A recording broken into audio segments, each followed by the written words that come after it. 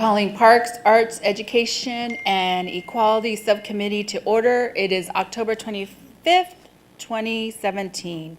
I have two cards to call to the public, and that is Jerry Van Gass. Good morning, Jerry. Good morning, Vice Mayor and Councilman Nowakowski and Danny on the speakerphone, I guess. Just real shortly, I gave you a handout there from our attorney, Tom Stoops, regarding the repayment plan for 3PI. I just want to commend the Parks Department. They're moving ahead on the resolution from July 6th that the council voted on to expedite selling parks land that are eligible for sale. Recommendations for a repayment plan to city staff in mid-August, and we've yet to hear back anything.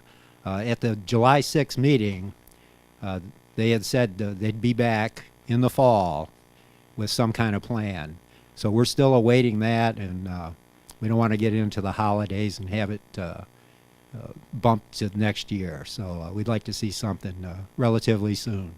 Thank you. Thank you. Tim Sarakowski. Good morning. Thank you so much. Greta Rogers, 90 years old, October 12th. So I'm just placing this. Maybe she deserves to have something named after her for all the fighting that she's done for the people, for this in the city of Phoenix.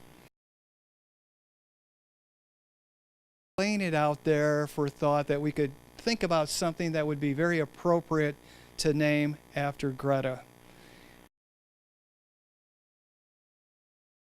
I'm being my nice side today, just something to think about. I also wanted to say... That's the side we like. To say anything that you need, we are there for you, and I'm sorry to hear about your father. So if there's truly anything you need, please. I like this Thank side you. of them. Okay, we're now on to, those are all the cards. And that is the approval of the September 27th, 2017 minutes. Motion to approve? Kowski, a second by Councilman Valenzuela. All those in favor, please say aye. Aye. Aye. Motion passes. Items 2 through 4, these are on consent. Motion to approve items 2 through 4? Second. There's a motion from Councilman Nowakowski, a second from Councilman Valenzuela. All those in favor, please say aye. Aye. Aye. Item 5 is Head Start monthly report. This is for information only. Does anybody would like to hear this item? I just have a question. Okay. So, Mo, Mo. There's a question on item 5, Head Start. Hi Mo, how you doing? There's about 34 vacant spots. Is there, and then there's another, is there a total of 67 vacancy, right, throughout? So would that affect our allocations from the federal government in any way, or plan to fill those 67 slots?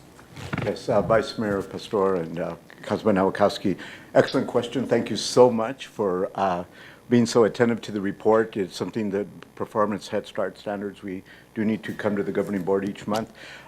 Yes, that is a big concern for us. We do things are better right now because this report is for it's a little delayed by the time it gets to you. Things are better now, but we are having some difficulty with keeping slots filled. No, it does not affect us right now in terms of our allocation or anything like that. However, should the trend continue and we go months and months having an issue in this area, there is a specific process with the Office of Head Start with regards to keeping children, of course, in the chairs. So we are watching it very carefully right now. The big concern that we have right now that we're working on very carefully is Alhambra. That's where some of the slots that we're not able to fill quickly. Amy Corva, our deputy director, just met with the superintendent a few days ago. So we're working diligently on all of those. This will also become a topic of conversation as we come before you for the request for proposal for the new 5-year cycle on the to put out for bid, as you wanted us to, some years ago now. We finally have that opportunity, and at that point in time, on where the slots are, in comparison to where the children are, will become a very important issue to make sure that the slots are where the children are, so we can keep those slots filled. And just one other thing is that I get asked all the time, is there any Head Start funding for those community organizations that have schools and preschools out there? They're always hitting us up, and we have that commitment for 5 years. So is it going to open up for other organizations and schools to apply? Yes, Vice Mayor Pastor and Councilman Nowakowski, yes, this will be really the first time in the City of Phoenix history with regards to Head Start that there'll be a complete and total rebid, if you will. We will be moving from having delegate agencies to having vendors, which will give us a lot more flexibility than we've had in the past to be able to have movement of slots. At that time, and the department will be coming before the governing board, the subcommittee, to discuss the RFP, and in that discussion will be the opportunity to talk about having smaller programs, if you will, which is somewhat difficult because of the overhead and everything to Head Start. But Amy and her staff, our Deputy Director Amy Corvo and her staff are literally looking at that specifically, Councilman, to bring ideas and thoughts and options before the subcommittee. And at that point, we can have like training or little groups of individuals to get information on the process and all that, right? Yes, and as a matter of fact, this request for proposal is unlike most. We're preparing now, and we're now preparing to come before you way early. So this is July of 2019 that we would actually put it into effect. But there's so much transition and training, et cetera, that will have to take place that we're really in front of it. Thank you, Mo. So, Mo, I have a question. You mentioned we are moving from delegate agencies to vendors. What does that mean, and what does that change? Yes, Vice Mayor Pastor and subcommittee members. So, right now, a delegate agency in the eyes of the Head Start, the Office of Head Start, has a lot of authority over its program. It's considered to be in a status that has certain rights within the Head Start program with the Office of Head Start. As an example, we cannot just we can't just pull slots without discussion with them, those kinds of things. When you're a vendor, it's really more of a pure contractual issue where we have a lot more authority over the slots, where they're placed, a lot more of the governance over the program. Meaning the city, or Yes, meaning the city, the grantee, yes, the grantee. city. Yes, Okay. we are the grantee. And even though right now we have a contractual relationship with the delegate agencies because of that label of authority that they have, sometimes it becomes a little difficult. They really should be vendors. This is our first opportunity to really make that big change. And that's because we're going to go through a rebid. That's correct. And the rebid will then open it up to many different agencies or vendors to be able to apply and then compete. Absolutely. Okay. And I think this is going to be really healthy for everyone. Again, we've been talking about this with the current delegate agencies to make sure they clearly understand what's before us, that this is competition, that this is really a different time. Okay. And then Mo, once again, thank you for all your years of service. I know that you're retiring, and you've really changed people's lives. I mean, the Head Start program is a program that really helps out those kids in underperforming areas to really have a fair chance. I'm a product of Head Start, so I know how important it is to, if you're brought up in a bilingual family and where they speak Spanish and there's some English, Head Start really helps you out with all those transitions. And you have a smile on your face on this new process, seeing that it's a lot more work. And I know that Marcel's going to be able to handle this extra load, right? So thank you so much. Vice Mayor Pastor, Councilman Alcas, thank you so much. Just to let you know that you hopefully will see my face because I'm going to be the director of the Arizona Head Start Association once I leave the city. So I'm going to be involved with Head Start, and so I'm very proud to be able to continue that great knowledge and everything that I really gathered here at the city, and I thank the city so much for that. I think what's so awesome about that, Mo, is not only your knowledge going over there, but you only manage yourself. Yay! Yeah, let's see how good I do with Yeah, that. let's see how you manage yourself. Okay. drive you so Thank you, Mo. crazy. Congratulations. Items 6 through 8, we have item 6, the IGA with Levine School District to jointly develop park and school site. Vice Mayor Pastor, members of the subcommittee, staff is requesting to continue that item to December 6th. Okay, and do we know why? We are still in conversations with the school district. They're not quite ready to bring this item forward. Okay. Do we anticipate by Madam Chair? December 6th that they will, Madam Chair? hang on, Councilman DeCiccio. Do we anticipate that by December 6th, they will be ready? Madam Chair, members of the subcommittee, yes. We're in the final negotiations with the details. Okay, hang on. Councilman DeCiccio has a question. Go ahead. That answered the question. I couldn't hear the part. Was it continued? Yeah, it's going to be That's what I continued. heard. Okay, it's going to be continued, and they're in middle of negotiations right now, and by December 6th, it should be landing in front of us. I know I heard that part. Okay. Thanks for telling me. I heard it at the end, though, but I couldn't hear it at the beginning. It chopped in and out. Okay, sorry. No, that's probably my issue. All right, we're on to item 7, 2018 State Legislative Agenda.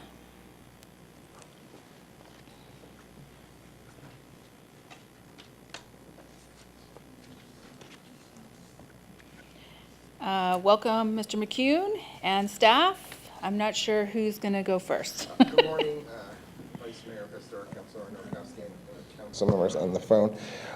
Today you're our first subcommittee that we're presenting the preliminary state and federal agenda draft. This is to review it as it is to date. So that you know, we've reached out to all the departments throughout the city and to the council offices for input for both agendas, and we're presenting to each of the subcommittees specific topics that relate to that subcommittee. So today will just be items related to this subcommittee, and we'll do it quickly because I know you have a full agenda. But we will start with with John Wayne Gonzalez doing our state agenda. Good morning, Vice Mayor and subcommittee members. As you recall, these are our guiding principles that we've been using for the last 3 years or 3 sessions. And just to remind you what those guiding principles for the city will be or have been is the oppose unfunded mandates by the state legislature, preserve local control, protect shared revenues, and as a reminder for the subcommittee members and the viewing public and audience members, those are the revenues that the state, voter-approved measures that the state has agreed to share a portion of their revenues with the cities. For the city of Phoenix, that total amount is about a third of our general fund budget. And then, of course, most importantly, working to protect our water resources, given what's happening with the Colorado River and the drought issues and the shortage issues, making sure that our water resources are well protected and well represented at the state government and with other regional partners. Then I want to get into the items related to this subcommittee. While we have not yet received anything that relates directly to this subcommittee, that can change. We're still receiving input from elected officials, from council members, from departments, and we'll have the final product in December. But I want to bring to your attention something that the council members should be aware of. Going into next year, it appears that the state is facing more than around a $100 million deficit. Those are monies that was not anticipated. Part of that has to do with the corporate income tax. They had a 35% shortfall in the most current year, that was not anticipated. Sales tax were strong, income tax was strong, but the corporate income tax did not come in. Could you elaborate on that and explain why? Was it corporates that left, corporations that haven't chose not to pay? Vice Mayor and members of the subcommittee, based on the report that was issued by the Joint Legislative Budget Committee, there are different assumptions. As you recall, some years ago, the state introduced tax credits to major corporations, and they had so many years to use those tax credits. I believe next year is the final year those tax credits can be cashed in. They didn't have to be cashed in year to year. They could be cashed in 1 year, cashed in over 5 years. So part of the assumption is that a lot of corporations took advantage of those tax credits that were legally due to them, and they just cashed in a year before the final tax. So that's one idea. That's probably the major reason why those tax revenues came up short, because everything else came strong as far as sales and just general income tax. Given that, right now, with the current cash flow, it's about 5% below in the current fiscal year where it's anticipated being. So we'll see where that goes. That being said, the state is looking at $100 million. As you recall, the last time we were in this type of position was 2003, when they were looking at all these different areas to try to get money to make up their deficit. Going back to our guiding principles, protecting our shared revenue will definitely be part of the importance to protect our revenues in that. And there's some, I'll leave you with this, there's other factors that could change those numbers, make the numbers worse. There's a number of lawsuits against the state. Part of that is the health services provided to those in the corrections facilities. There is also the rental car surcharge lawsuit, where the state's collecting taxes on that, and there's people suing saying that's not legal. And then finally, of course, there's a lawsuit on education, K through 12, and that the state's not meeting its obligations for capital needs. So those lawsuits, depending when they come in, how they go, could also make that deficit larger. There is an ability for the state to manage it. That's assuming that they don't continue $90 million in one-time funds that they issued last budget cycle.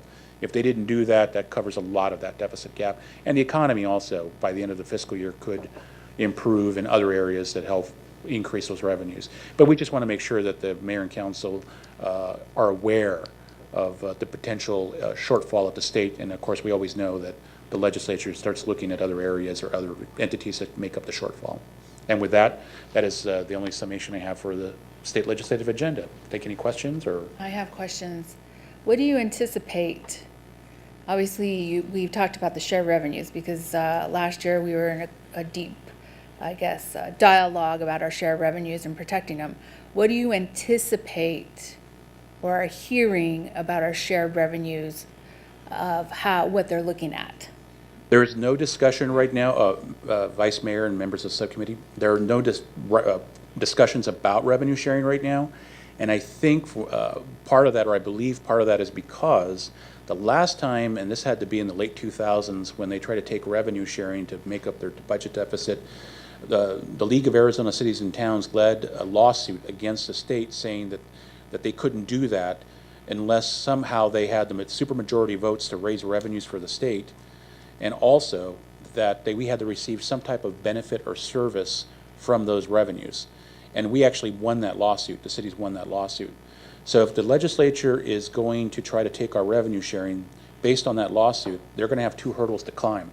One, they're going to have to get a supermajority, which is going to be 3/4 in each chamber, to pass an increase, because that's revenue increase. Right. And if they do that, and that's unlikely, but if they do that, they just can't take the money. They have to show that we as a city are receiving, what benefit do we receive? Right. They just can't pay their bills. We have to be able to justify giving taxpayer dollars back to them to get something back for our residents, a direct benefit. So those are two hurdles, but again, as you know, at the state legislature, anything can happen. And so we're always going to be concerned about anything that's thrown at us. And even though you have hurdles and things to climb, as you know, a lot of times they push through and do things and then just wait for lawsuits to happen, and we just hope that won't get there this year. And then you'll be coming back to us really and looking at all the different, I guess, what are they? Proposed bills. Proposed bills. Bills. That then we will say, yes, we follow this, or let's be part of this. I'm assuming we'll be working with the league, in specifically about PSPRS and those areas, because we pay a lot of dues to the league, and I would like us to be represented. Absolutely. Anything else, Councilman? Nope. Councilman DeCiccio and Councilman Valenzuela? No, I've got nothing. Okay. Thank you. I got nothing, thank you. All right. Now we are on the federal guiding principles. Vice Mayor and members of the subcommittee. So again, this year, the federal guiding principles will be to, what? Is it on? It's the light's on, sorry. So we'll have 2 guiding principles again this year. The first will be promoting fiscal sustainability, which means we will be working to achieve parity in federal funding for Phoenix compared to the other cities across the country, and then also opposing any unfunded federal mandates that could be imposed on the city. And then the second will be protecting local authority. So we'll be pushing for federal action that empowers local communities, and then opposing those efforts that preempt local decisions. So there are 7 different issues that are on the federal agenda that impact this subcommittee. The first 2 are in Parks and Rec. The first being the Land and Water Conservation Fund. This is a fund that the city has used since its inception in 1965 to work on a number of different park projects. Not only are they projects like North and South Mountain, but also parks within the city as well, both big and large parks. And we have received over 90 grants since 1965 that have been worth more than $10.2 million. These are 50-50 grants, and us as a staff, we recommend continuing to support this funding and continuing to push for grants on projects as the Park Department discovers them. The second is the project Rio Salado and Rio Salado Oeste. We will continue pushing as we try to finish up Rio Salado and Tres Rios, and then also continue our work on trying to reinstitute the agreement with the Army Corps on the Oeste project. And we will be working with our congressional delegation, the Army Corps of Engineers, and other stakeholders as we try to reposition that project, Rio Salado Oeste, for continued funding. And then in the arts and culture section, there will be 3 sections of the federal agenda that impact that department. The first is the National Endowment of the Arts, and the city recommends continuing to advocate for federal grant funding for opportunities that expand cultural arts and culture. There's 2 different grant programs within the NEA. The first is the Our Town grant program, which works with grants that combine the community and local government to expand art. And then also the second is the Art Works program, which is a grant program that goes directly to art projects within the community itself. The second is the CREATE Act. This is a piece of federal legislation which makes slight adjustments to several federal programs to help support artists in the artist community.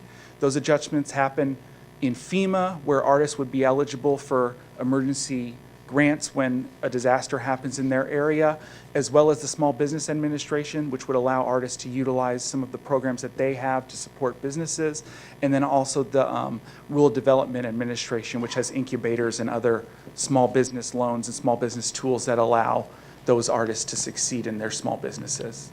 I hope Councilman Simplot helps us. And then the third topic is the National Endowment of Humanities. That is a program that provides grants for the preservation assistance, and the city has used these in the past to do assessments and provide resources for conservation, education, the promotion of the city's cultural assets, and the city would again continue to advocate for funding in that program and continue grants in that way. The next topic is in human services, and that is Head Start and the Early Head Start program that Moises talked about so eloquently earlier. The city will continue to fight for funding in the Head Start program and also fighting to ensure that the city is getting their fair share of that funding. That has been a problem in the past, and we will continue to make the argument that the city isn't getting their fair share of the funding due to the way allocations are done currently. This is a program that concentrates on birth to 5. There are 2 grant programs within the program. The first is the Early Head Start Child Care Partnership, which helps provide child care for those families that can't afford it. And then the second is the Preschool Development Grant, which assists in efforts in ensuring children have access to preschool, which we know is so important for the development of those children. So the staff recommends that we continue fighting for continued funding and increased funding within Head Start, continue funding of the Early Head Start and the Preschool Development Grant, and then also fighting to ensure Phoenix gets their fair share within the Head Start program. And then the last topic in the agenda is My Brother's Keeper, which is a program that the city has been involved with since 2014. This would allow, and the staff recommends that we continue pursuing both federal grants and community and private grants that help push the initiatives of My Brother's Keeper. There's 6 pillars within that the city agreed to in the action plan that they approved in late 2015. Ensuring all children are prepared for school, ensuring all children are reading at grade level by grade 3, ensuring all young people graduate from high school, that all young people complete a post-secondary education or training, that all youth out of school are employed, and that all young people are in safe and nonviolent crime neighborhoods. That's it? Yes, ma'am. I was going to ask about the arts, because the National Endowment of the Arts, if you are listening or watching the movement in that area, my understanding was that they were going to eliminate that whole area. The president's budget would like to eliminate that Okay, whole all area, right. but that doesn't always necessarily mean Congress will Congress, right. agree with that. So by including it in our agenda, we can continue to Okay. advocate for it on that side. That's what I wanted to put on the record. Yes, ma'am. Okay, thank you. Councilman Nowakowski, you have anything? Absolutely. One of the agenda items is Latino Cultural Center, so if there's any type of federal funds like New Mexico got for their Albuquerque Hispanic Cultural Center, that'd be great if you can start looking into that. The other thing too is I'm not sure if we all get together with the congressional delegation, our senators, to really push for that fair share when it comes to early Head Start. You know, the state of Arizona, we're one of the, well, I mean, we're either last or second to last when it comes to education. So I think that we should get our fair share when it comes to early education. It's proven fact that individuals that are part of our Head Start have an upper hand when it comes to starting preschool. And the other thing is that the Brothers Keepers, I mean, it's another after school and making sure that individuals are being prepared for higher education. So I think it's something that we need to have a conversation and make sure that we advocate directly with those delegations that we have here in the state of Arizona. And do we meet with them on a quarterly basis, annual basis, or how do we do that? So we do meet with the congressional delegation on an ongoing basis. With those 2 factors, especially Head Start, we're also trying to find partners in other cities/states that are also underfunded by the current way that the system is funded, so that we all can join together in one voice. It often is the faster growing cities that are on the low end of the funding curve when it comes to that.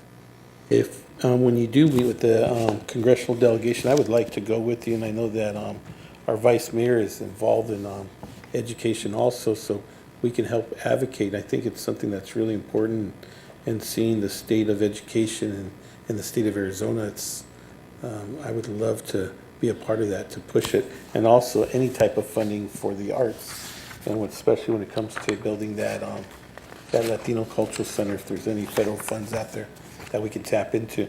Also, brownfield funding, I'm not sure if there's anything out there. We have a lot of landfills that are on the banks of the river that we can actually try to get some federal funds to maybe utilize it or create parks or soccer fields and stuff like that. So we can really look into that also. And brownfield is part of our larger federal agenda. It just is on a different subcommittee, but we will continue advocating on the environmental department's behalf. So what's happening is that they're tailoring their agenda to each subcommittee. And that one's in, I think the housing, I believe. okay, so Shen. Yeah. You're on Shen, aren't you? Yeah, no, I was just wondering because, we're talking about the Yeah. real Salado and Oeste. Yeah, And yeah. there's a lot of brownfields on the side of the river, right? Yes, sir. So that's why I brought it up. Thank you. And- So, Councilman Nowakowski, you're more than welcome to go with me when I go to the league in March. I think it's in March that I go. That's usually where I have a day that starts usually at 8 o'clock and ends till I think about 9 o'clock.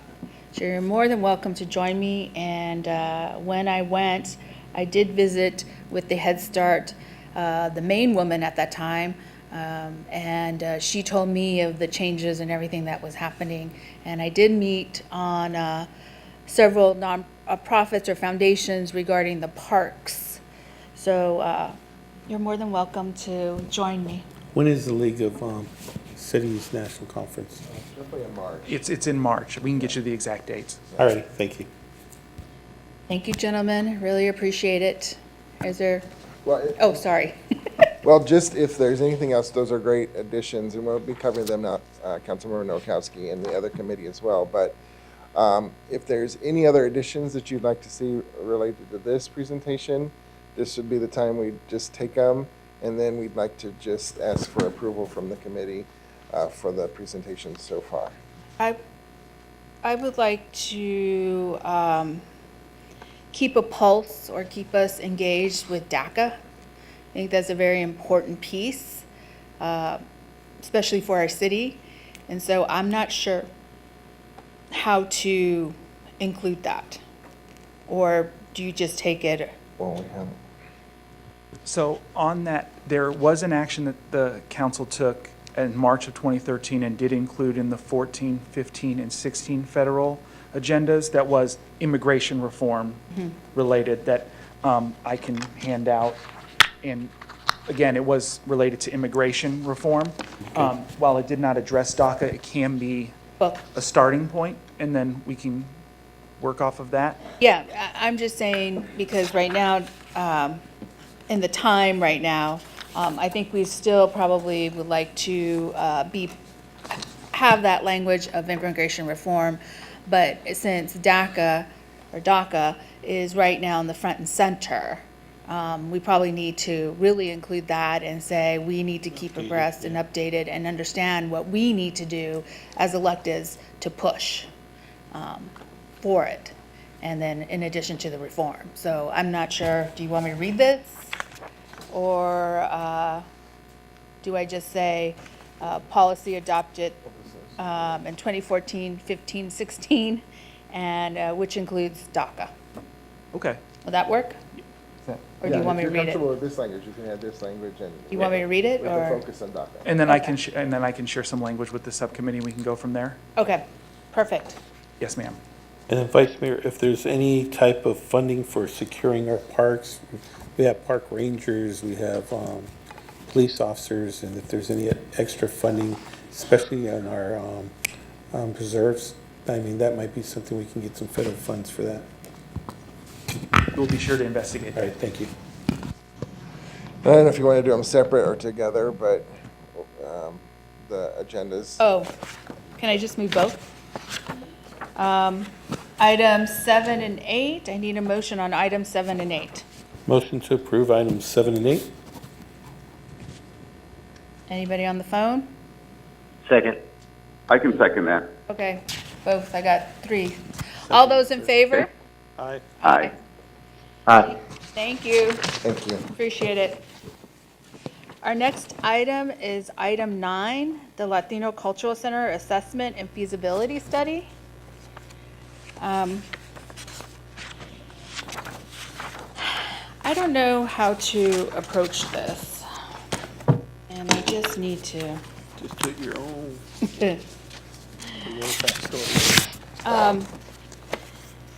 I was a little taken aback by a press release regarding the Latino Cultural Center and the statement of missing culture and transparency.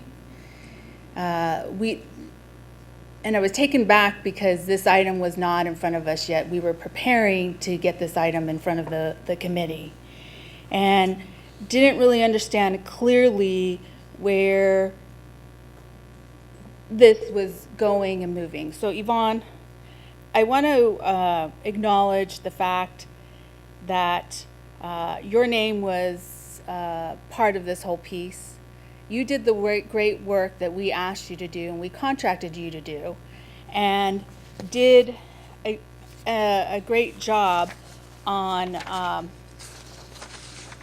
the proposal, or the, I don't know what we call it, the research.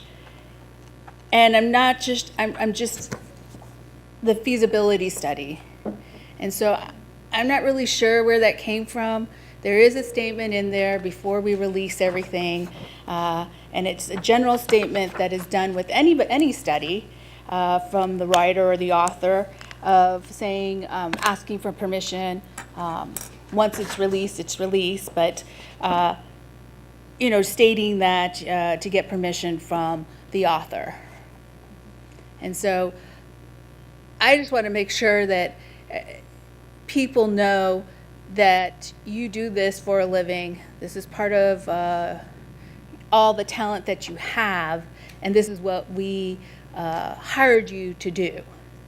So I apologize for that, because I think it was taken out of context, and it went, and your name was all over the place. And so I just want to acknowledge it. I appreciate that. But Vice Mayor. I'm looking forward to you letting us know about the assessment and the feasibility study. So you're on. Thank you, Vice Mayor and members of the subcommittee. I'd just like to introduce Yvonne Gallardo. As you see, we are here to present the results of a needs assessment and feasibility study for a possible Latino Cultural Center. As you recall, through the 2001 bond program, funding was made available to promote, for a facility, to promote the knowledge and appreciation of Latinos. In 2016, our office, the Office of Arts and Culture, secured the services of a consultant to conduct the study. And Yvonne Gallardo, who's based in Los Angeles, is with us today to provide the results to the subcommittee. Thank you, Gail. Good morning, everyone. I'm going to start off with the study's process, which was centered around public engagement activities, including 23 one-on-one interviews with artists, arts administrators, potential stakeholders, and Latino leaders in Phoenix. There were also 3 public town halls that were planned and executed, 2 focus groups, as well as an electronic public survey with 254 respondents. From that public engagement activity, we found a demonstrated need for a Latino Cultural Center in Phoenix, based on 3 key points: the rapid growth of the Latino population in Maricopa County, management gaps in existing Latino art and culture producers in Phoenix, challenging their success and sustainability, and residents expressed a need for an inclusive space that bridged the many diverse streams of the Latino experience in Phoenix. Also from the engagement, public engagement activities, a vision was drafted, an initial vision was drafted, which is to be a premier Latino cultural center that serves as a collaborative, participatory, and inclusive creative crossroads for a growing contemporary community of Latino artists and leaders in Phoenix, and celebrates both the diversity of the Latino experience as well as the legacies of the Mexican, Mexican-American, and Chicano influences in America's Southwest region. Key characteristics that were identified for the Cultural Center were inclusive and accessible to all residents of Phoenix and beyond. The Cultural Center would be multidisciplinary, meaning it has or would produce the widest range of programs and activities and focus on all ages, education, arts, culture, and issues that are important to the Latino community.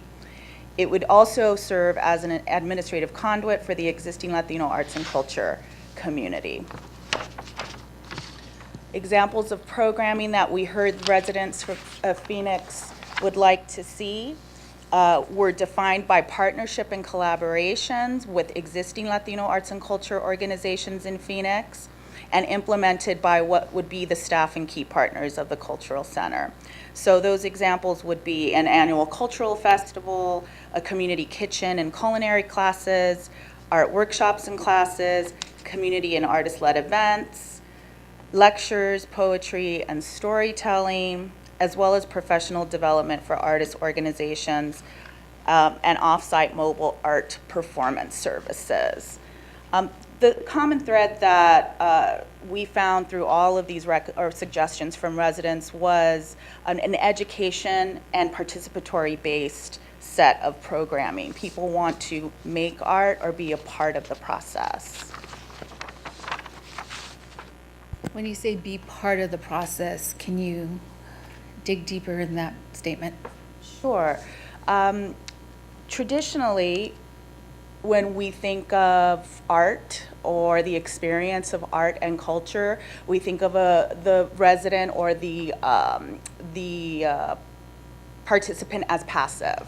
In this instance, participants would actually be a part of making art, of conceptualizing events, and being actually a part of the process of what happens within that space.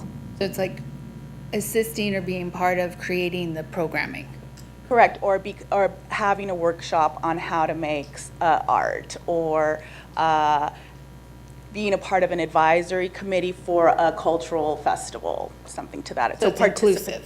That's right. They're participating. That's Not right. only, it's kind of like I'm reminded of a carnival fair. And what I mean, because I was part of it all weekend, is everybody participates. That's right.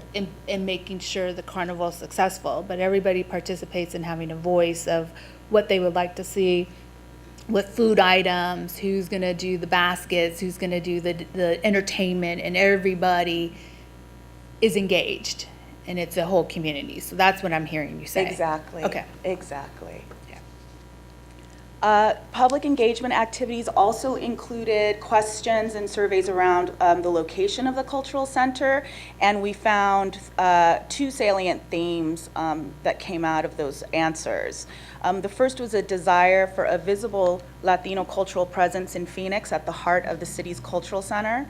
And the other was that the Latino Cultural Center should be on par and in company with Phoenix's other major cultural institutions and art centers downtown, although there's no specific site identified in the study.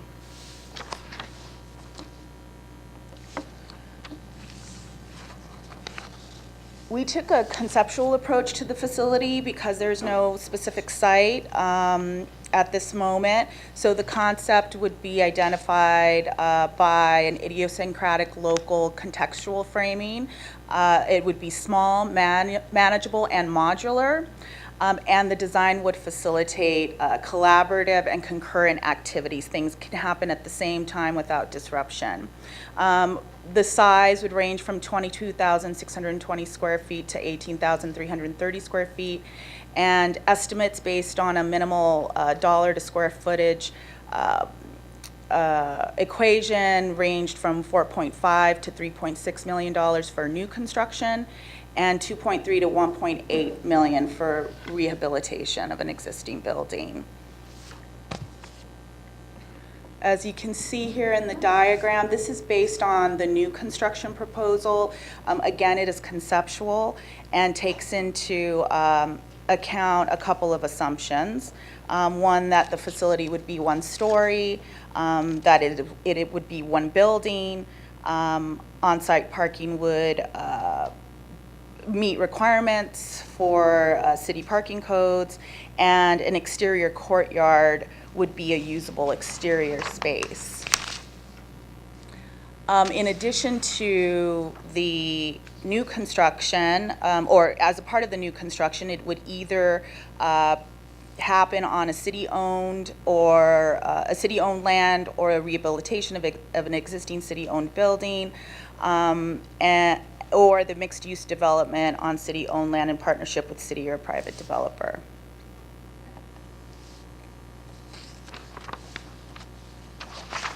The business plan proposes two management structures for consideration. The first would be that the Latino Cultural Center is established as an independent nonprofit 501c3 organization that includes the development of a board of directors who hires an executive director. The executive director is responsible for the day-to-day management of this cultural center, and the board of directors is responsible for the establishment of long-term goals, fiscal solvency, and policies. In this model, the Latino Cultural Center is supported by the City of Phoenix for a portion of the capital costs, but will have no role in the management or programming of the cultural center. The second structure proposed is a temporary hybrid for the first 3 years of the Latino Cultural Center, granting temporary public or private investment for the Latino Cultural Center during what is a critical period, that startup period. This would be could be supported by either a contract for services agreement or a hybrid management structure. The partnership would extend from the capital building phases to the third fiscal year. Operating costs would total $1.2 million for 3 years, including the startup phase, and year one would be approximately $450,000, with fiscal years 2 and 3 at $350,000 for annual operating. That initial year is a little higher due to what is recommended as an investment around earned income, earned revenue activities. So that capital investment there. So, sorry. Yvonne, could we go back? Sure. I would like to dig deeper into the structure of this business plan. Oops. Can you go back to the hybrid? Sure. And I just need a little bit more clarity on what the hybrid would look like versus the second one. So the first, which is the independent 501c3 organization, would be established regardless. That would be a first step. Whether that continues as an independent entity or partners with a public or private agency, business, foundation for initial startup costs, which really if you look at nonprofits, any new nonprofit, it's really like a new business. Right. So when you look at 2 to 3 years at the start, you're looking at losses when it comes to revenue strategies. So this is investing to ensure that those revenue strategies can be built up to the point of sustainability past those 3 years. So the hybrid or partnership structure really is around that initial investment and support during what is a critical and beginning time. So it is basically forming a 501c3, and then once the 501c3, the hybrid would be between the city and the 501c3 and is that what I'm hearing? That's correct. Okay. So, and it again, I think it's up to whoever the partnership, how that partnership is, what the nature of the partnership is, and how that's carried out, whether through contract for services or a management partnership where, for example, the executive director's salary is under the partner as opposed to the 501c3. So it really, those details, the nature of the partnership should be worked out between the nonprofit and the partner. And basically, the city would be, in the hybrid, be one of the partners to help with the startup costs and the first 3 years. Is that what I'm hearing? That's one possibility. Okay. Yes. Got it. So the revenue strategies, as you can see, are focusing on a very aggressive earned income percentage. What research and recent research around culturally specific organizations show that earned income, a healthy earned income portion of revenue is really key to the sustainability of culturally specific organizations, as opposed to individual giving in more traditional or mainstream institutions. So you're looking at a 40% earned income goal, 50% grants and corporate sponsorships, and a very conservative 10% individual giving.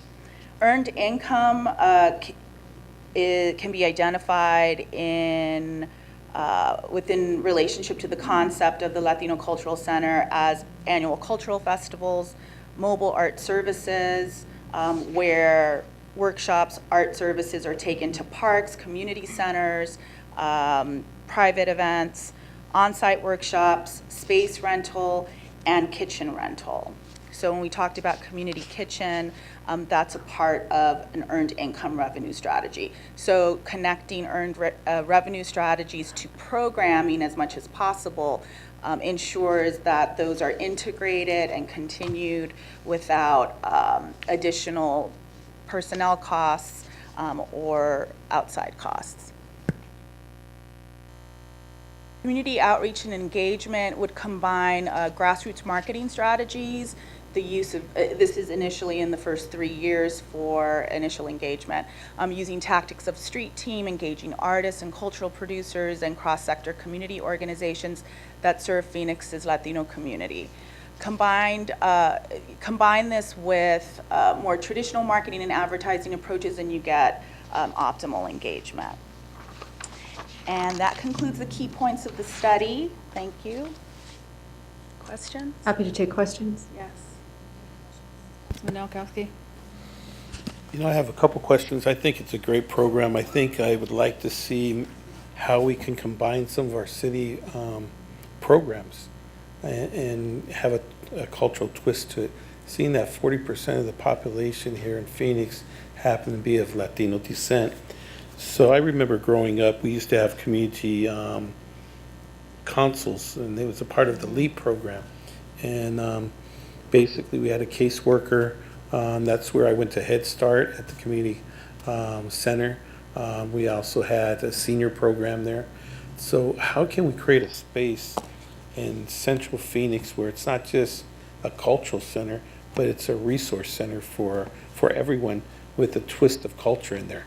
So we can actually, instead of for the 3 to 5 years, the city of Phoenix go in there with resources of finances, but we also provide programs. So we have offices there, we have maybe a caseworker that can deal with different concerns within that area wherever we decide this cultural center to go.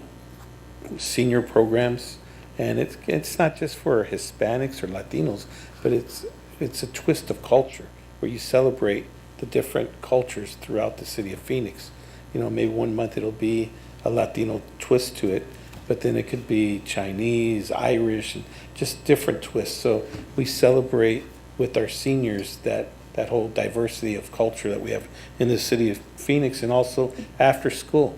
How do we use techniques from different countries to teach people math and languages and stuff like that? So how do we intertwine the programs that we already have, our after-school programs, our senior programs, maybe in our parks and rec, sports programs and cultural events that we have out there, and we bring it to one place where you know that you come to this place on a weekend, there's something happening. It's either sort of like a big plaza, like a Mexican mercado, instead of, it could be a Mexican mercado, but instead of calling it a mercado, on one weekend it'll be a farmer's market, where, you know, but it'll have a Southwest twist to it.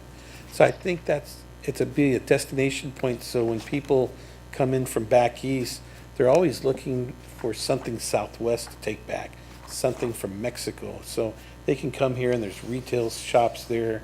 There'll be an experience of the Southwest where they can't get that back east where they're coming from. So I think it has to be a unique place where it's not just a center that's a cultural center, but it's beyond that. And at the same time, we provide those services that we can support the good deeds of this cultural center at the same time. So I'm not sure where to begin that conversation, or how do we bring all the different services that we help out the community, right? I think we're 10 steps ahead. We're first. I think I think you're 10 steps ahead, Right. only or 20 steps ahead, because you've Right. been involved in this since you've entered. Right. And now you are very eager to make sure it happens. And so I think we could probably take, or Gail, you take all these ideas and everything, and as we grow, they're embedded as we move forward. Absolutely. Because I think you have a great concept in the sense of, I think of Casa Primavera. Right. I think of Casa Primavera on the west side, where our seniors are, and this would be a way for them to be able to get in their van, all of them to collectively together, come to some type of programming downtown and share amongst others. And really, I look at it as more of engaging that population that sometimes is isolated, engaging them to participate, but also they may have some great stories and cultural flair that then they may be amongst themselves create an art project. I think it's another way of engaging the young youth as a multi-generational of putting, not putting, but young youth integrating with the seniors and understanding how we have to take care of one another and understand their stories and their life stories, but then they can also share what they're feeling or so I think that's more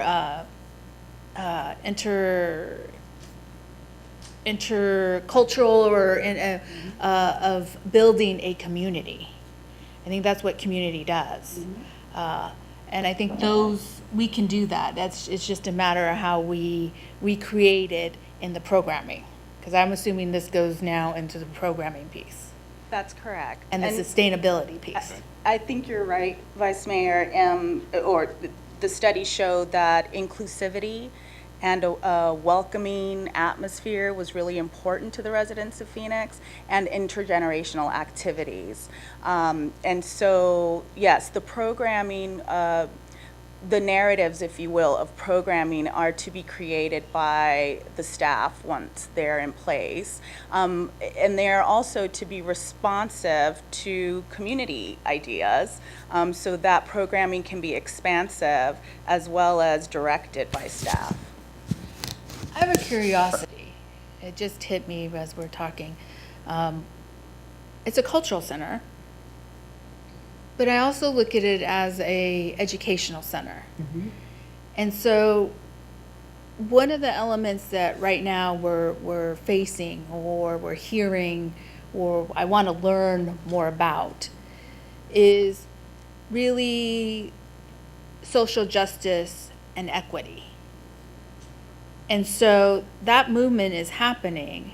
And then how do we embed equity and some of the social justice elements really as we build this in policy and creativity and programming? And it just, as we were speaking, it hit me where this piece, we could be an example or a model of how it happens. Absolutely. One of the recommendations for what this cultural center might serve, one of the needs that it might serve is the support of existing Latino cultural organizations and artists. And in that way, you are providing tools necessary towards equity. And similarly, the study shows that partnering with as many cross-sector community-based organizations as possible would only benefit the participants, the residents, the artists that attend the cultural center, that are a part of the cultural center, and again, intersecting issues. So it is educational and participatory, and in that way, you are building skills, resources, and access towards, which are all goals of equity. Okay. So going back to the hybrid structure, so saying all those things I just said, then the city of Phoenix should be sitting at the table with other investors, right? And Yes. what other investors would you see at that table? Certainly the local business community, but I also think there's a national interest in equity in the arts, and equity among culturally specific organizations. And so there are many foundations that fund national projects that are working towards that goal. And I think Phoenix is at a crossroads at the moment where it's very timely in terms of the demographic shifts that are happening. I think you'd see a lot of national interest in this project.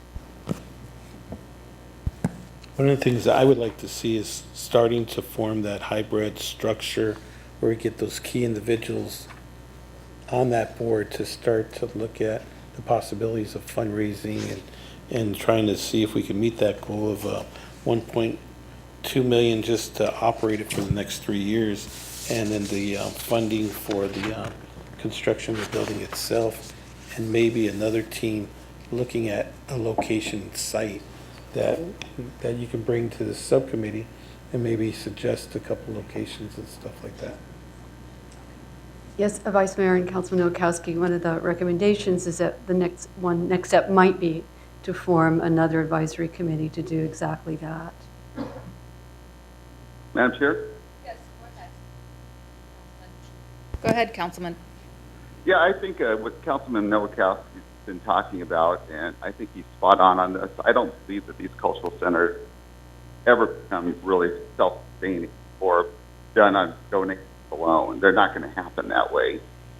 But if you combine it with services that are needed in the downtown area, senior services, things like that, where you now have a deliberate model based with a cultural center base, I think you're going to where you need to be. I mean, if you look at it, we don't really have a centered downtown area that we're going to need anyway at some point. So I said if you combine those types of services, you're going to be better off. If you're not, the center itself can talk about all the still good stuff that you want, but at the end of the day, it's not going to work. It's just not going to happen. But if you combine it with service, Councilman Nowakowski outlined originally, that is the way, and that's the direction. I'm going to have to get off, but I wanted to make sure I put that in. Okay, Councilman, I think as a collective and as a group that has sat here and thought, we're very thoughtful in knowing what our future is and sustainability of a cultural center. I think that was part of the whole plan moving forward. The one piece in order to move forward is having a feasibility study and understanding what the cost is going to be and understanding what the needs are in the community and surveying the community and having the community involved to voice their opinion of what they would like to see in order for us to move forward. And so these elements that we are speaking of are all part of programming, and that's all part of the future. So appreciate your comments. I hope everybody's well, and my condolences to your mom also. Oh, that's okay. I was just there earlier. Thank you. You're welcome. So, Gail, I guess my question to you is, this is for discussion and information, for us to have a discussion. What are the next steps? Where are we? What do we need to do? Will you come back with some items and then have a discussion or an action? Yes, exactly. So at your direction, I would work with you to identify another volunteer advisory group. It might include some of the individuals that served in the first advisory group, but this one would be likely more business focused, more entrepreneurial in nature, and we would do some analysis of what our city resources are and what the community can bring to this conversation. Okay. I guess we would like to see, I think it's going to be several advisory groups. So Maybe. I think one is in particular going to be an advisory group as a fundraising. Mm-hmm. The other one will be probably a programming. The other one will probably designing figuring out the location.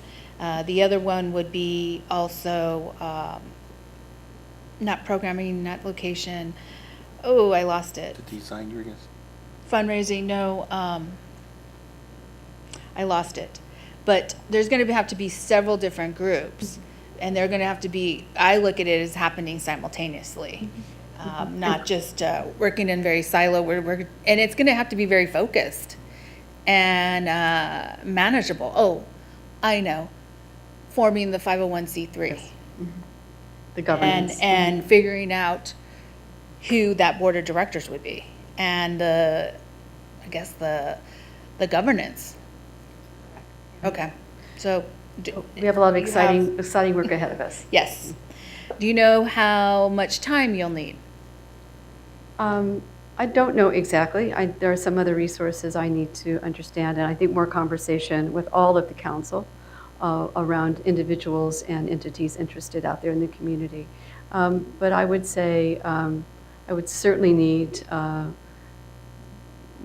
maybe 4 months at least to be able to come back to you.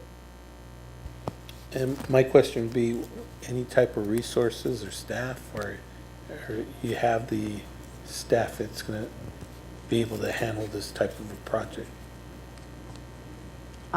We don't have extra staff to do these projects, but it's the kind of work that certainly falls to us and largely falls to me. Well, we may have to look at special programs, so. All right. Special projects, because we may have to throw this in the special projects realm.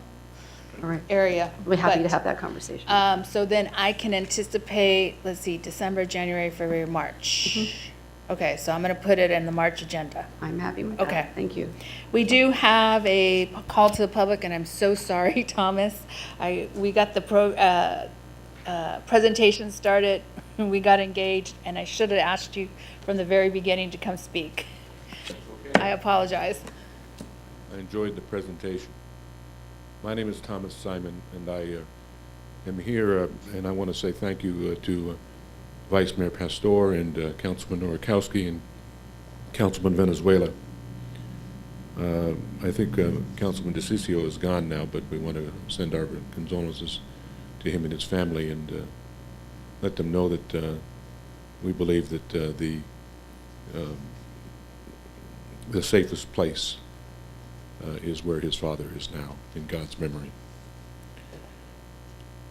My clients, the Chinese United of Greater Phoenix, the Super El Ranch supermarket, and Sushan Palace restaurant in the Chinese Cultural Center, by the way, which is still open, have asked me to come and make sure that we let the City Council know that we don't just come to you when we need something, we come to you when we support something.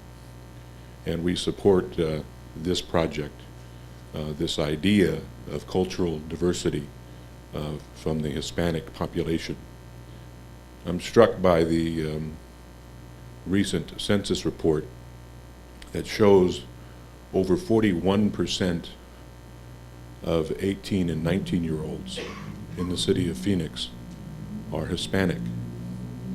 And we think that a cultural center that connects them to their roots is something that can be very, very helpful. We know that at the Chinese Cultural Center each year, hundreds of people, children, visit the Cultural Center, from the Boy Scouts to the high schools and to the junior highs and the elementary schools. And we think that that is a contributing factor to their understanding of the Chinese community. And we believe that that would be also a great asset for the Hispanic community and all the community of children to be able to go to a Hispanic center on a visit and be able to see the roots of Hispanics. For purposes of disclosure, I may just be related to Miss Gallardo, or Gallardo. My mother's maiden name is Gallardo. And we are from East LA, where she comes from as well. My parents both went to Garfield High. So it's important personally as well that I make sure that I commend you on a tremendous presentation And it's very proud to see that you put together such a presentation for the city of Phoenix. In closing, we want to make sure that to Councilman Norikowski, to Vice Mayor Pastor, and to Councilman Venezuela, that the Chinese community supports this effort, that whatever we can do to help in this effort, we stand by this report and this effort, and we look forward to more diversity in the city of Phoenix. Thank you. Thank you. Appreciate it. I want to end with the fact that I believe my colleagues on here, especially Councilman Nowakowski, were very much transparent through this process, very much knew it was part of a community and culture, and that Yvonne, you did a great job, or Ms. Gallardo, you did a great job in capturing all of that. Transparency, if anything about me, is I'm as transparent as possible. And we formed a advisory committee, and in that advisory committee, we recommended names. Everybody had a chance to apply for the advisory committee. We had town halls throughout the whole city and everybody's different parts of the district. We also had data collection so that they demonstrated that what the numbers were. And through all this whole process, you also showed what the capital needs were and the business plan. And there was a business plan part of this feasibility study. So I just want to say, throughout this whole process, you were part of the process in the sense of facilitating and making sure it was transparent. And I want to thank you for that. I also want to thank you for the fact that you stood strong through some of the media pieces, and you knew your work, and your work would stand for yourself. So I appreciate your work. Thank you. Gail, you did an excellent job in the process of this, because it's been a while, and really appreciate all the work and all the work that the community put in and the time to make sure that it's now a possibility, and we now know what the cost is and how we need to move forward. So appreciate all the work. Thank you very much. Thank you very much, Vice Mayor. We are on item 10, Arts and Economic Prosperity Study.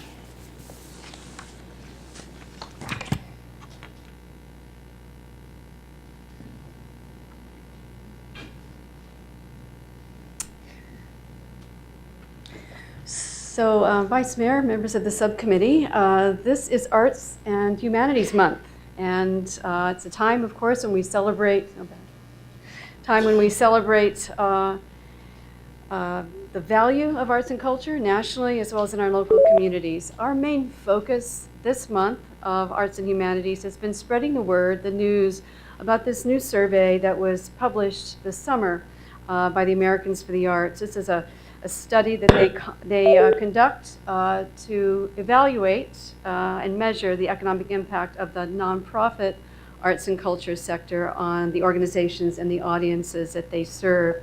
And we especially want you to remember when you look at this report that these are the organizations that we support through our grants program. These are organizations that we provide dollars to produce the work. So generally, we know about the intrinsic value of arts and culture, but we also understand through this report the ways in which the arts are an economic driver for our city.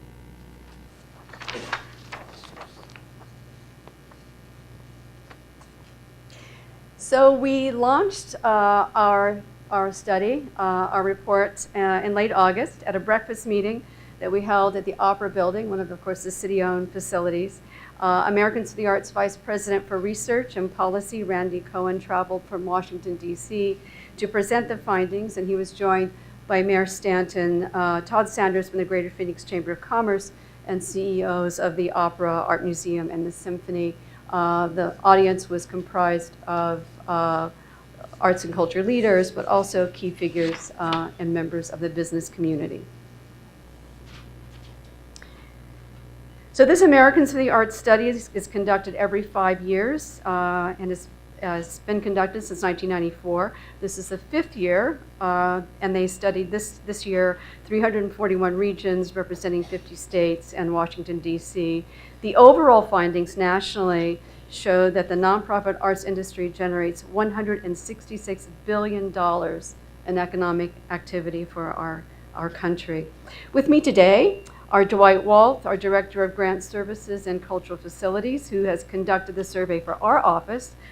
We've been participating since 2000. He's going to lead us through some of the highlights of the survey, and Estrella Payton, who is our Outreach Manager, will conclude with a few words about our outreach strategy this past month. Dwight. Good morning. So this study is based on expenditures collected from arts and cultural organizations and from audiences. From organizations, we collected expenditures in over 40 categories from 90 arts and cultural organizations, representing all of the city's large and mid-sized organizations and a good sample of smaller organizations. The response rate of 53% is very good for the purposes of this study, but it also demonstrates that these numbers that we're presenting are, if anything, conservative. For audience data, POEC staff attended 17 cultural events all through calendar year 2016.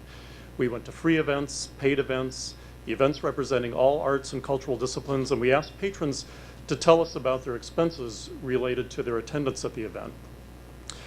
We also found out where they were from, their age, income level, and other details, including whether they went to dinner before or after the event, if they made any retail purchases specific to the event, if they bought a tie or a dress or something, and if a visitor, how many nights they were paying for lodging related to their attendance at that arts experience.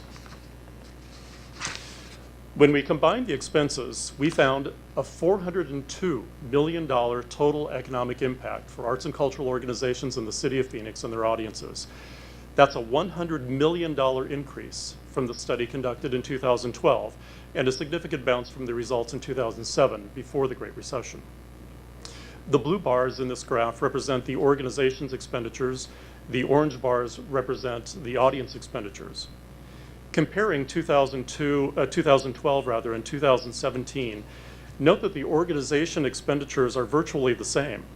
The $100 million growth in the economic impact is based entirely on the increase in audience numbers and the increase in audience expenditures.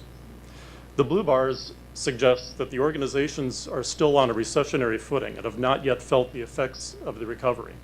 And it's a cause for concern for the sustainability and viability of the sector.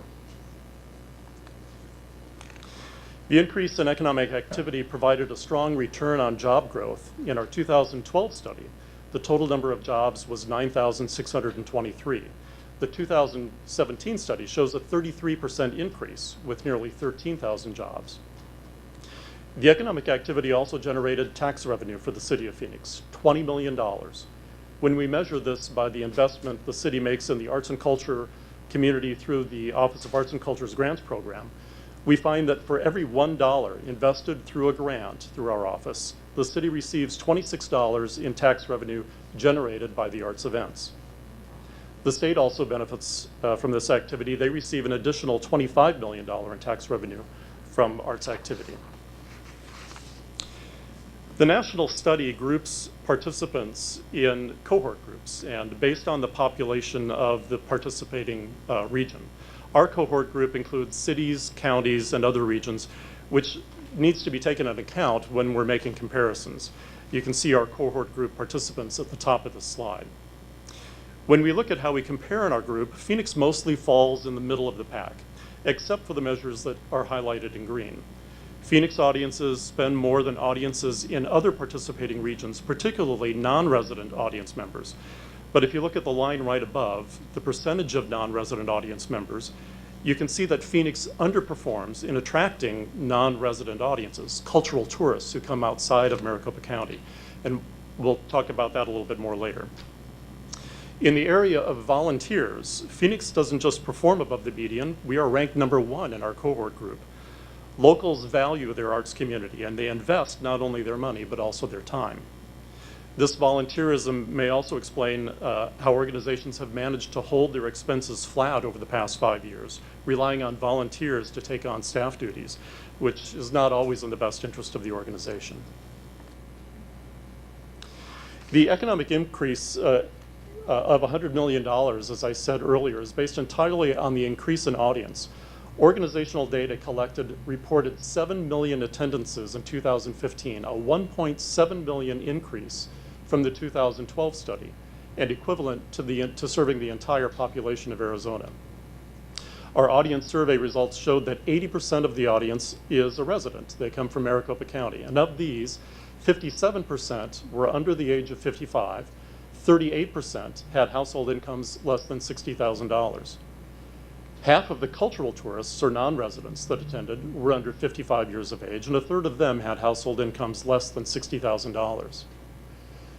70% of the audience said it was their first time attending the event or the facility. This also was the highest ranking in the cohort group. So these results challenge the notion that arts and cultural audiences are old, wealthy, and static cross-section of the community. I said earlier, too, that we asked audience members to tell us about the other expenditures they had when they attended an arts or cultural event. The study found that the average resident and non-resident spending on meals, drinks, gifts, clothing, and accessories, transportation, and lodging amounted to $250 million of spending with businesses as a result of that arts experience. Note that the average spending difference between residents and non-residents. Non-residents spend 2.5 times more on average than residents do, but represent just 20% of the audience, as I said earlier. The more we can do to grow the non-residents, the cultural tourists, the greater return on the economic impact in the arts and culture sector. And finally, this chart shows how the not-for-profit arts and culture sector compares with other major events. There are a couple of differences to note here. Arts and culture economic impact is every year, year after year. And these local not-for-profit organizations keep the dollars local, since there's no national organization that's capturing the spending. Also, these one-off major events tend to require significant infusion of other city resources, cash and personnel, that can offset the economic impact. So the study clearly shows that the not-for-profit arts and culture community is a major economic driver, and that the arts mean business for the city of Phoenix. And now Estrella will take us through more. Thanks. For our public rollout of the Arts and Economic Prosperity findings, the Office of Arts and Culture invited Randy Cohen to Phoenix, which we mentioned earlier. Again, he's the Vice President of Research and Policy for Americans for the Arts.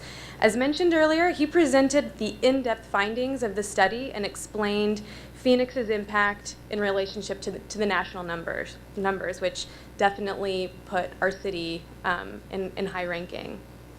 In addition to writing an op-ed, which scored headlines and features in Phoenix Business Journal, Arizona Republic, KJAZ, Downtown Phoenix Journal, and others, Randy and Sue Pepin, who is the president and CEO of the Virginia G. Piper Charitable Trust, were invited to speak with Tim Simons on Arizona PBS Horizon. They shared their reactions to the AEP5 findings for the Phoenix metro area and their strong belief that the arts will continue to thrive and influence Phoenix's economy with increased corporate funding and support. Again, October is Arts and Humanities Month. We've been working very strongly, closely with the arts and culture organizations in the city, the nonprofit organizations. Starting October 2nd, we launched a social media campaign connecting with our followers with quick facts and sharp graphics related to the arts and economic prosperity highlights, as you can see on the slide. Along with our arts and culture partners throughout the city, we put this information in front of business owners, board members, educators, families, and city staff in efforts to create a buzz and guide the general public toward an understanding about the arts as an industry in Phoenix. We hope that you have followed and liked our post and that you continue to share that information, not only in October, but for the rest of the year. Thank you. We do. We created a really simple rat card. Actually, I have those. That we'd like to share with you guys as a tool with the information that we shared. That's our report. Thank you. Really appreciate it. Any questions? Okay, thank you. We're going to start to lose our quorum, so we're going to move quickly through our items. Item 11 is the Parks Board agenda. Vice Mayor and members of the subcommittee, this is the agenda that is on the schedule for tomorrow for the Parks and Recreation Board. Some information items, communication update for talking about the website and how we've improved that. Margaret T. Hance Park Master Plan update. That will be just sharing where we're at with the current design and the economic impact study. Papago Baseball Facility, we've had several people who've been interested in doing something with the Papago Baseball Facility, so we'll just give them that information. Repayment of PPI, 3PI funds, that will be just to tell them that we're at the status where Rose Mofford will be going out to a broker. Adopt a Trail program, that's just a rejuvenation of our Adopt a Trail program. Phoenix Teens programs is in the information discussion, as well as Park Ranger update, Code of Conduct. Things for approval are just the regular meeting minutes, the operating agreement for Phoenix Indian School Visitor Center, and then the policy items are going to be the acceptance of property for the mountain preserves. There's a sliver of area off of Peoria and 7th Street that wasn't part of the preserves that needed to be, and so we've acquired that. And then the modification of hours at Willow Park. During the school day, that park will not be open, but it will be open regular hours the rest of the time. And so that's the current agenda. I only had Code of Conduct. Is this the Parks Code of Conduct, or is this the Valley Metro Code of Conduct? So I just want to know what's... Vice Mayor Pastor and members of the subcommittee, this is just the beginning discussions of the fact that we need to kind of enhance our code of conduct and take it out into the parks. We currently have it in community centers, but it'll help us in the future with dealing with some of our issues that we currently are experiencing in the parks. And so it's really just to get information about what the Parks Board sees as needing to be in that, so that we can put it under the umbrella of the entire city's code of conduct. Okay.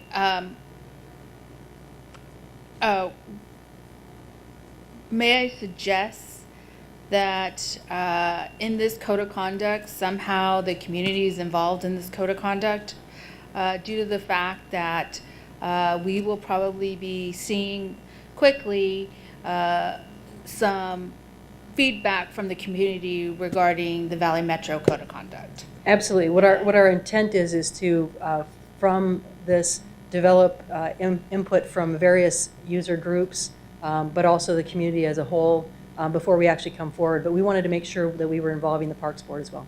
Okay. Thank you. Thank you. The next item is updates on Housing Department Education and Jobs Program.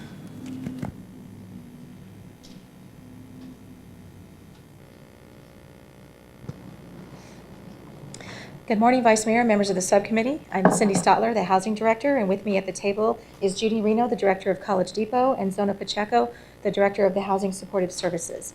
So today we're going to talk about Education and Jobs Program in housing.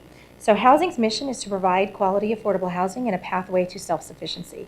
And the way we provide that pathway is by providing programs that empower our residents towards education and economic independence. And the two programs we're talking about today further that mission.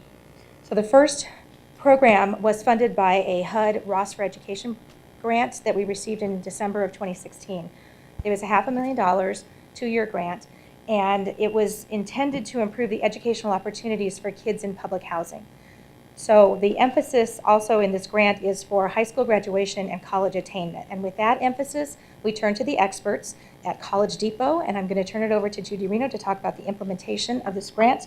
We partnered with College Depot. I skipped that slide, trying to be in a hurry here. But we turned to the experts to help us with the kids ages 15 to 21 to help graduate high school graduation rates and college attainment. So I'm going to turn it over to Judy Reno to talk about the implementation. It's truly a perfect alignment of our services, and so we are so thrilled to partner with Housing in this effort. And to introduce this project, we have a brief video showcasing Elenia Sotelo, College Depot Assistant Director, and one of the education navigators who is hired to help lead the project.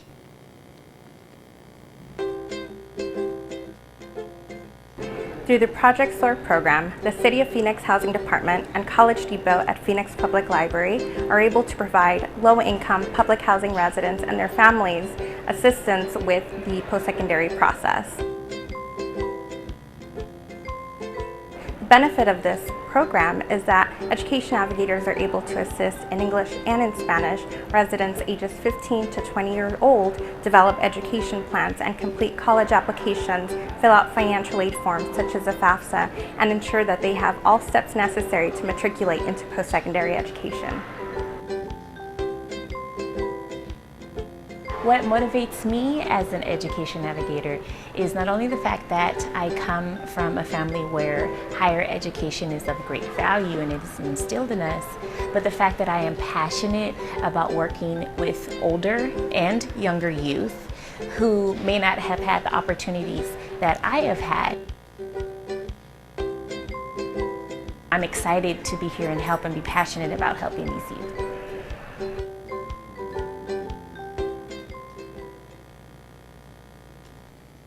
We really have an awesome team working on this project. In addition to the two that you saw featured in the video, we have two additional full-time education navigators who are placed at the various housing sites.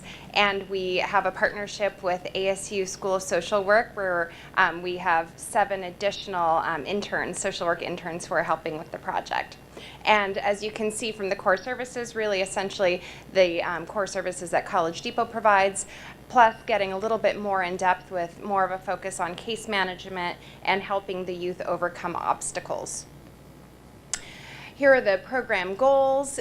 We are tracking all of the milestones for the students in a tracking system and following all of their accomplishments throughout their educational journey and even tracking their completion of each school year. Our big focus is truly on engagement.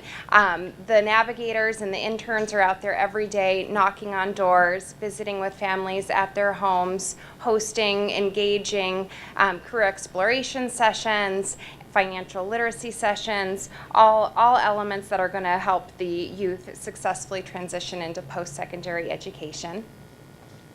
The partnerships are certainly a crucial element of the success of this program. We brought all of these partners together last month when we had a site visit from HUD. One particular partnership that I want to highlight is with the Be a Leader Foundation. We brought a bunch of the housing youth in a van this past Sunday to the Be a Leader College Walkathon, and it was so much fun. We had students as young as 8th graders all the way through 19-year-olds gathering information and connecting to additional services that are going to help them be successful. And quickly before I pass the baton to Zona, I just wanted to thank both Cindy and Zona for housing College Depot during the Burton Bar Central Library closure. We are operating out of the C-Tech Center on 7th Avenue and Buckeye, and so it's truly been an incredible partnership and we're so grateful for it. Thank you, Judy. So the next program we're going to talk about is the Jobs Plus program, or iWork, and this is another partnership, and this one with Community and Economic Development and Arizona at Work. This is funded by another HUD grant, a Jobs Plus grant, $2 million over 4 years to increase the income of public housing residents by helping them find jobs or find higher paying jobs. And I'm going to turn it over to Zona Pacheco to talk about the details. Good afternoon. Pastor, members of the subcommittee. We are working at the Marcos Deniza community where there are 374 households, 281 are public housing. 54% of those people were unemployed. Some of our challenges were low education attainment as well. There was 52% without a GED. So our goals of the program is to develop employment strategies, build a culture of work, and to increase their earnings. We do this through employment-related services, which include case management, evaluation, community support for work, where we help people get clothing and transportation, and a financial incentive of an earned income disregard, which once they start earning money, they are able to not pay the increased rent, but can put that money in a savings account, which they can save towards home ownership. We do this with many resources, as you can see on site, job readiness. We have makerspace, tutoring, neighborhood network center, coffee groups to engage people and partner training. And some of our major partners, of course, are CED, Arizona at Work, ASU School of Social Work, Phoenix Library, PRC, Money Management International. To date, we've enrolled 77 residents. 44% of them are employed and 3 are in GED. We're also working with the youth ages 14 to 18 and also working with Ross for Education. 2 of our youth are enrolled in the dual enrollment program at Phoenix College, 1 in ACE and 1 in Hoop for Learning. So, yep. So thank you. Yeah, I didn't know that. So this is the conclusion of the This presentation? concludes our presentation, yes, All right. Vice Mayor. Thank you, ladies, for all the great work. Zona, the grant, Yes. that's the one that we had discussed, Yes. right? Yes. Okay, got it. So It's yes, good to see it now happening. yes, and we have 2 kids in your program. Yeah, thank you. Appreciate it. Next item, And you know what, just before they go, you know, I'd like to, in the future, just have a breakdown of what's the ethnicity of the individuals in our affordable housing programs. And then basically break it down with their staff also, and then making sure that we have that balance of staff versus our residents too. And then maybe Spanish speakers, just to kind of figure that out also, right? Yes, Vice Mayor and Councilman Nowakowski, yes, we do have Spanish speakers in the SOAR program and the Jobs Plus program both, but we will come back with a breakdown of All our right, residents. thank you. thank you. The next item is training, apprenticeship, and employment initiative update.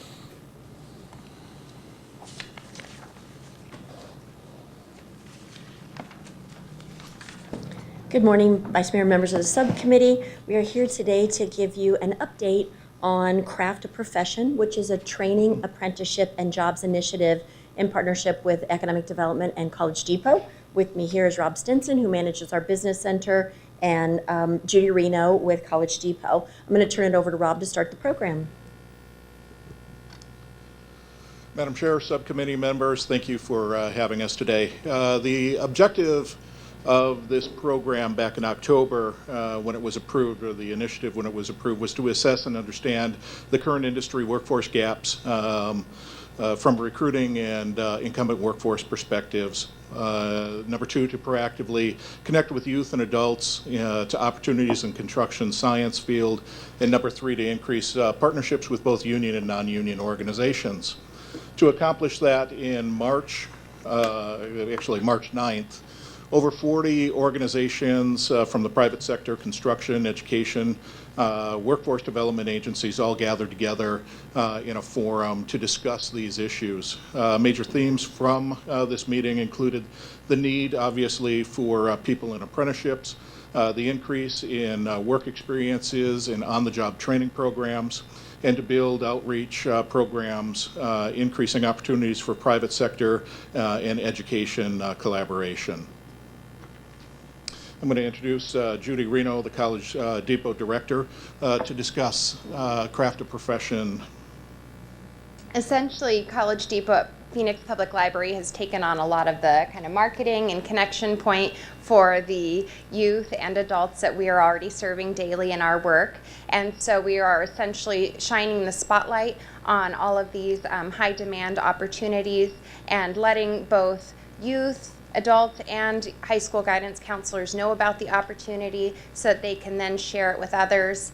And we are hosting various information sessions. We've hosted sessions back at Burton Bar, and now we've been hosting them at Harmon, and we're looking to expand to hosting out to other branches as well.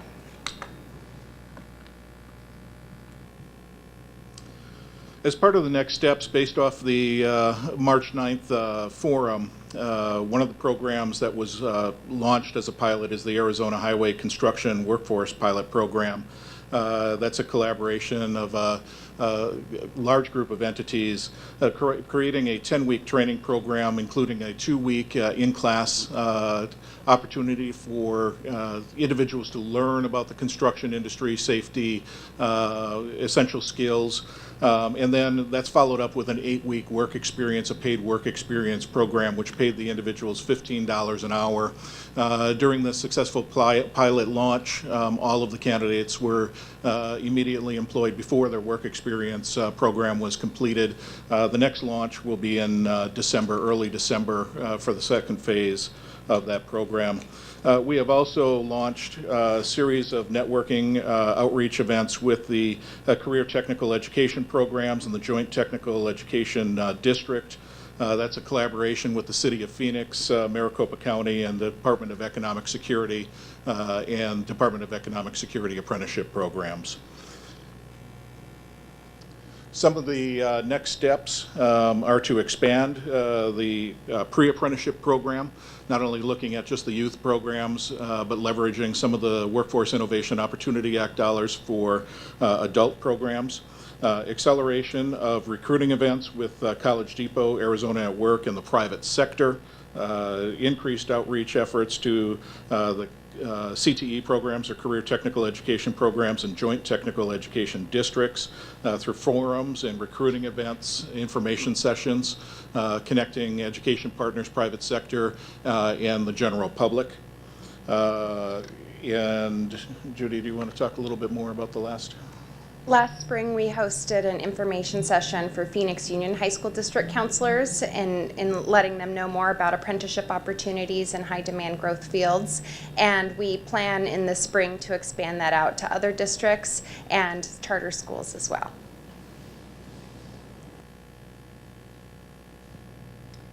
Vice Mayor, that concludes our presentation of our apprenticeship program. And we'd like to thank you for your leadership and guidance on our youth programs. You've been truly instrumental, as has the members of the subcommittee, in giving us kind of guidance and direction on our youth programs, and we look forward to continuing to expand.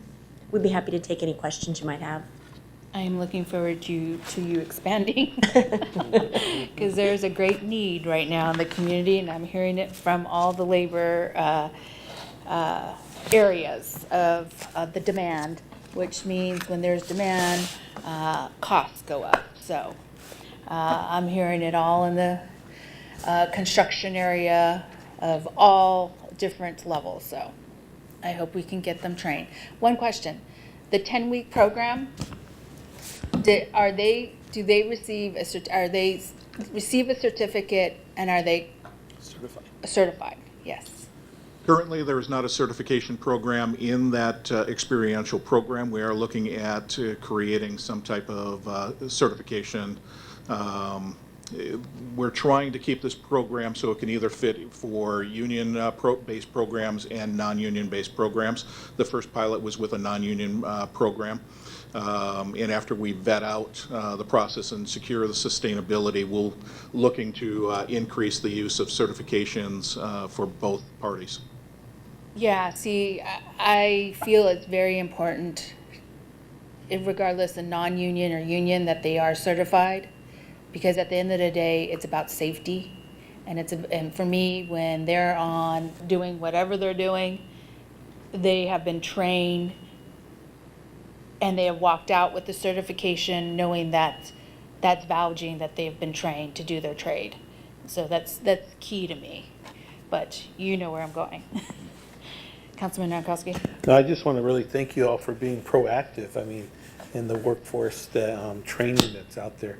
I mean, we have the 202 going in the Levine, South Phoenix area, and Ahwatukee, and I mean, it's just the jobs that are out there, and just increasing the salary for a lot of these young people from probably $9 to $10 to over $15. So congratulations on all that great work. And once again, if there is a way to certify these individuals, to let people know that they went through this training and that they are certified in some type of training and safety and all that they can have an upper hand when they go out there looking for a job. Vice Mayor, members of the subcommittee, we will work diligently on bringing a certification forward. We agree with you wholeheartedly that certification is critically important. I think it then enhances them to get hired even faster. You know, once there's a certification versus somebody that is not certified. So, thank you for your great work. You guys have been proactive. Appreciate everything that you're doing. Thank you. We are now back to public comment. I don't have a public comment card. I do have one from Diane Barker, and I appreciate her shout out to me. Anything else on our future agenda? You know, if we can look in the future, just the parks hours that were out there, and also maybe some of the staff hours that we actually, what time do the staff actually work in the parks from Monday through Sunday? And if we can get maybe a little survey or a little study on that. In that note, I would like to know all the different shifts and at what points they're being covered. That includes flatlands, preserves, includes park rangers, everybody that is part of the park system and how it is managed. That's good. Nothing else. Thank you. Thank you. Appreciate it. The meeting's adjourned.